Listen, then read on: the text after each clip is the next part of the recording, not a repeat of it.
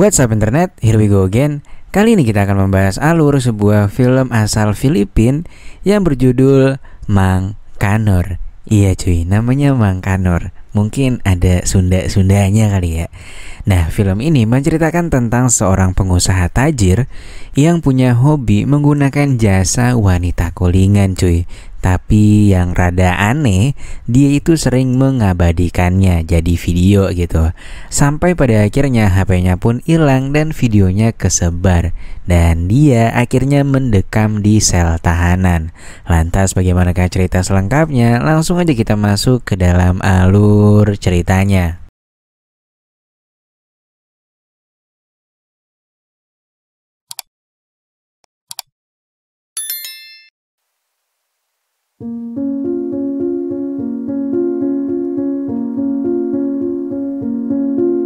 Film akan berfokus pada seorang narapidana bernama Kanor. Pagi itu beliau didatangi oleh seorang jurnalis bernama Linda yang didampingi oleh pengacaranya. Sebelum itu Linda pun meminta izin untuk merekam semua wawancara ini. Kanor pun setuju karena menurutnya ini akan bermanfaat untuk memulihkan nama baiknya di mata masyarakat atas kasus yang tengah dialaminya. Kanor pun memulai dengan menceritakan kehidupan di masa lalunya sejak bergabung ke satuan polisi setempat. Cerita Kanor bermula di mana masa lalunya dibesarkan oleh seorang ibu tanpa ayah hingga dewasa. Ia bekerja menjadi seorang polisi. Di sini terlihat kalau Kanor muda sangat pemalu dan dia sering ngerasa nggak pede dengan dirinya sendiri sampai di usianya yang menginjak 25 tahun ini, Kanor nggak pernah memiliki kekasih karena nggak ada yang mau dengannya. Saking jonesnya, bos Kanor di kantor pun nggak tega melihat kesendiriannya. Agar bisa membuat Kanor tersenyum, bosnya itu pun lalu menyuruh seorang wanita callingan menemaninya. Melihat keluguan Kanor di depan wanita, teman-temannya pun hanya bisa tertawa. Pada keesokan harinya ketika Kanor pulang kerja, dia bertemu dengan wanita yang telah lama disukainya. Kanor mencoba mengobrol dengan wanita itu. Terlihat wanita itu merasa risih bertemu Kanor. Ditambah lagi temannya juga menyuruh Kanor untuk menjauhi mereka dan menganggap kalau Kanor yang beruntusan itu nggak pantas mendekati mereka. Anjir lah, bisa-bisanya dia ngomong kayak gitu. Apa dia nggak ngaca ya? Lantas sesampainya di rumah, Kanor pun curhat dengan ibunya tentang apa yang terjadi. Ia sudah nggak kuat lagi untuk menjalani kehidupannya. Mendengar itu, ibunya pun menangis dan hanya bisa berkata untuk bersabar. Suatu hari Kanor dan rekan-rekannya mendapat sebuah misi untuk menangkap sindikat bandar narkoboy tepat malam ini. Mereka semua pun sangat bersemangat. Jika misi itu berhasil, mereka akan diberi bonus dan mendapatkan kehidupan yang lebih baik, juga jabatan yang lebih tinggi. Lantas di malam harinya, terlihat ibu Kanor sangat khawatir dan terus mendoakan Kanor yang tengah dalam misi yang cukup berat ini. Gak lama Kanor pun pulang. Ia mengatakan bahwa misi mereka telah berhasil. Namun misinya banyak memakan korban jiwa dari pihak kepolisian. Untungnya Kanor masih bisa selamat dalam misi itu dan dia pulang membawa sejumlah uang bonus atas keberhasilannya. Setelah kejadian itu, Kanor pun sering murung dan dia berencana untuk resign sebagai polisi. Ia merasa takut banyak komplotan yang tersisa akan mencari dirinya. Akhirnya Kanor dan ibunya pun sepakat untuk pindah ke kampung halaman dan memulai kehidupan baru di sana. Setelah setahun perpindahan mereka, ibunya Kanor meninggal karena sakit.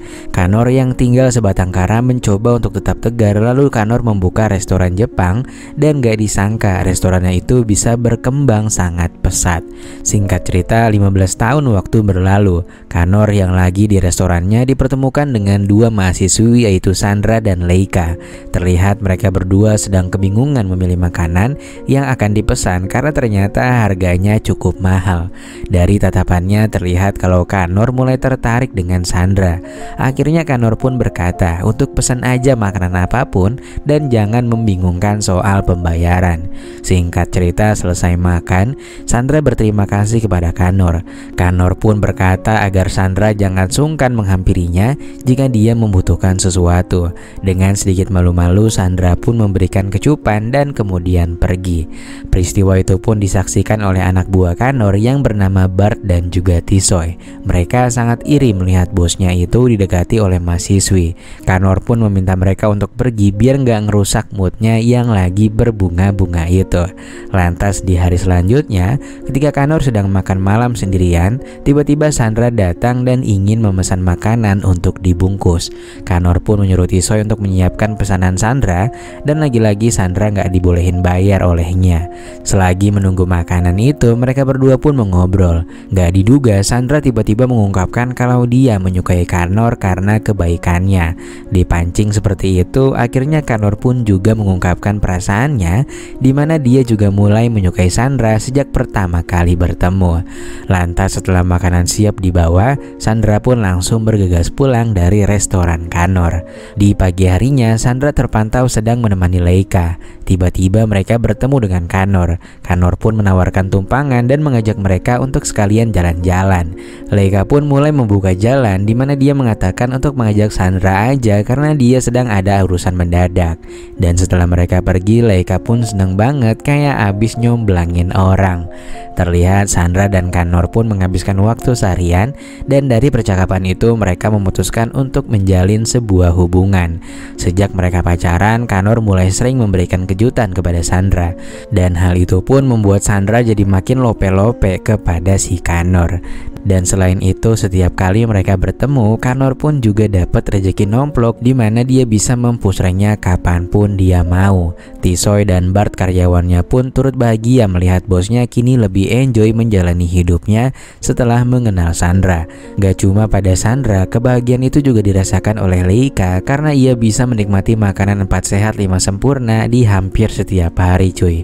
Beberapa kali Tisoy juga diminta Kanor untuk mengantarkan hadiah ke kosan Sandra, dan beberapa kali pula Leika lah yang menerimanya. Sehingga karena lumayan sering ketemu, mereka pun jadi akrab dan kayaknya sih mulai timbul perasaan suka di antara mereka. Lalu suatu malam ketika Sandra pulang dari kampus, Leika pun kaget melihat Sandra sudah menggenggam iPhone seri terbaru. Sandra pun mengatakan bahwa itu adalah pemberian Kanor. Kanor yang udah sangat mencintai Sandra berniat untuk melamarnya setelah ia lulus kuliah. Lantas dia pun memberitahu Bart dan juga Tisoy bahwa ulang tahunnya sebentar lagi dan mereka mesti menyiapkan sebuah pesta karena ia akan mengundang Sandra dan teman-teman sekampusnya. Singkat cerita, di hari ulang tahunnya terlihat Sandra dan teman-temannya yang sudah ramai berkumpul. Kemudian Kanor pun datang dan Sandra langsung memperkenalkan Kanor kepada teman-teman kuliahnya. Mereka pun memberikan ucapan selamat ulang tahun kepada Kanor. Namun saat itu Kanor langsung pamit pergi karena ada urusan yang harus ia selesaikan katanya. Singkatnya 1 bulan pun berlalu. Di sini terlihat Sandra yang sering mengalami mual. Leika langsung menduga bahwa mungkin dia sedang tekdung. Dia pun menyuruh sahabatnya itu untuk segera memeriksanya. Lalu singkatnya setelah dicek, ternyata bener dong anjir. Sandra pun panik dan kebingungan banget. Karena jika sampai orang tuanya tahu, mereka pasti sangat kecewa. Leika pun mencoba menasihati Sandra agar jangan berbuat hal-hal konyol terhadap buah hatinya dan meyakinkannya bahwa semua akan baik-baik saja. Setelah itu Sandra pun menemui Kanor dan menceritakan semuanya. Mendengar itu reaksi Kanor pun berbanding terbalik dengan Sandra. Dia sangat bahagia sementara Sandra sangat ketakutan dan malah berniat ingin mengakhiri hubungan mereka. Sandra pun akhirnya berkata jujur dan bilang kalau sebenarnya ia tidak mencintai Kanor dan hanya ingin memanfaatkan Kanor aja. Kanor pun sedih sekaligus kecewa mendengar ucapan Sandra barusan. Nah di sini karena Kanor emang orangnya baik banget dari awal, dia pun gak mempermasalahkannya dan mengikhlaskan semua yang telah diberikan kepada Sandra. Beberapa hari setelah putus dari Sandra, Kanor pun kembali murung. Karyawannya serta Leika sampai gak tega melihat Kanor karena begitu baik pada mereka. Mereka pun berusaha untuk mencari jalan keluar agar Kanor bisa kembali ceria seperti sedia kala. Suatu hari Bart bertemu dengan temannya. Temannya itu memberitahu bahwa ia sedang membutuhkan uang. Seketika Bart pun mendapat ide, dia ingin memperkenalkan temannya kepada Kanor dan temannya pun langsung setuju. Lantas Bart pun menemui bosnya itu dan menceritakan permasalahan temannya. Dia berharap Kanor bisa membantu karena temannya juga bisa membantu Kanor agar cepat move on dari Sandra walaupun cuma cinta satu malam. Gak disangka dengan senang hati Kanor pun setuju dengan saran yang diberikan oleh Bart. Lantas setelah bertemu dengan temannya Bart, dia pun jadi ketagihan bersenang-senang dengan banyak mbak-mbak. Dan disinilah letak kesalahannya di mana Kanor kerap kali mengabadikan momen tersebut cuy. Suatu hari di restorannya, Kanor yang udah kembali ceria ingin menunjukkan sesuatu di handphonenya kepada karyawannya. Dia pun meminta Bart untuk mengambil ponselnya di meja kerjanya. Namun ketika Bart kembali, Bart mengatakan bahwa ia nggak menemukan ponsel milik Kanor. Kanor pun meminta keduanya untuk mencari lebih detail. Namun setelah sejam mencari, mereka belum juga menemukannya. Ia pun sangat panik karena jika handphonenya hilang, maka videonya juga akan tersebar karena handphonenya nggak di-passwordin cuy. Semenjak kehilangan ponselnya, kehidupan Kanor pun kembali berubah dengan penuh ketakutan. Sampai akhirnya beberapa hari berlalu, ketakutannya pun menjadi kenyataan ketika pagi itu Bart memberitahu bahwa bosnya kini sudah terkenal dikarenakan videonya tersebar. Namun dari komentar yang ada, justru Kanor mendapat pujian dan memiliki banyak penggemar. Mendengar hal itu, Kanor pun malah mengira bahwa Bart lah yang sudah menyebarkan video itu. Bart pun menyangkal karena dia nggak mungkin melakukan hal sejahat itu kepada bosnya yang sudah sangat baik dengannya. Singkat cerita, 3 hari setelah itu, tiba-tiba Kanor dipepet oleh 2 orang polisi dan langsung membawanya ke kantor. Berdasarkan putusan pengadilan pun menetapkan sanksi selama 6 tahun atas keterlibatannya sebagai aktor di video-videonya. Setelah menceritakan masa lalunya yang membuatnya berada di rutan sekarang, Kanor berharap Linda dan pengacaranya dapat mempertemukannya dengan para mbak-mbak pemain yang ada di videonya karena Kanor sangat menyesal dan ingin meminta maaf secara langsung atas kebodohannya itu. Singkatnya, setelah itu Linda dan pengacaranya pun berhasil mempertemukan Kanor dengan para mbak-mbak pemain ini. Cerita Kanor pun dijadikan sebuah tayangan dokumenter yang mungkin bisa mengembalikan nama baiknya. Yang lebih hebatnya lagi, Linda ternyata juga berhasil membawa Sandra ke tempat Kanor, dan ketika itu Sandra merasa bersalah karena telah merusak kepercayaan Kanor. Sandra pun memperlihatkan foto buah hati mereka yang kini sudah tumbuh dengan sehat. Dari pertemuan itu juga Sandra pun meyakinkan Kanor kalau ia akan kembali ke pelukan Kanor setelah ia lepas dari masa tahanan.